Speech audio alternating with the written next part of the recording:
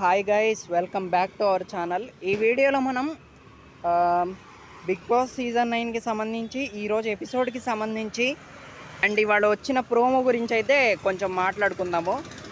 Let's get in to the video. So ఇక first promo గురించి చెప్పాలి అంటే ఇట్స్ డీసెంట్లీ గుడ్. మంచి ప్రోమోనే. ఈరోజు ఎపిసోడ్ కూడా మంచిగా ఉండబోతుందని అయితే తెలుస్తుంది. సో ముఖ్యంగా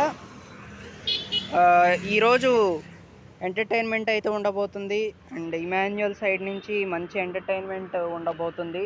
సో ఇమాన్యుయల్ చాలా బాగా ఎంటర్టైన్ చేస్తున్నాడు.